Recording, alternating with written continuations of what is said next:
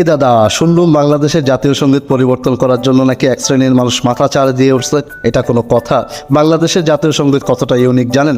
বাংলাদেশের জাতীয় সঙ্গীত লিখেছেন কবি রবীন্দ্রনাথ ঠাকুর, যার জন্ম 1861 সালে এবং তিনি মৃত্যুবরণ করেছেন 1941 সালে। তার মানে বাংলাদেশ জন্ম হওয়ারও 30 বছর আগে তার মৃত্যু হয়েছে। যে দেশের জন্মই হয় নাই তিনি সেই দেশের জন্য একটা জাতীয় সঙ্গীত রচনা করে গেছেন। কতটা ইউনিক চিন্তা করতে পারেন আপনি? অনেকটা ওই যে প্রেমিক প্রেমিকার মতো, বিয়ে হয়নি, প্রেম প্রেম সম্পর্ক আছে, তখন ভবিষ্যৎ বাচ্চা কাচ্চার নাম রাখার একটা যে প্রতিযোগিতা চলে ওই রকম আর কি। দ্বিতীয়ত ইউনিক কি জানেন? দ্বিতীয় ইউনিক হচ্ছে গগন হওয়া নামের একজন ভদ্রলোক ডাক পিয়ন, তিনি তার একটা গান লিখেছেন। সেই গানটা সুর চুরি করা হয়েছে এই জাতীয় সঙ্গীতের মধ্যে। চুরি কেন বললাম? কারণ এই সুরের জন্য তাকে কোনো ক্রেডিটই দেওয়া হয়নি। 3 নাম্বার যে বিষয়টা, সেই বিষয়টা হচ্ছে আমার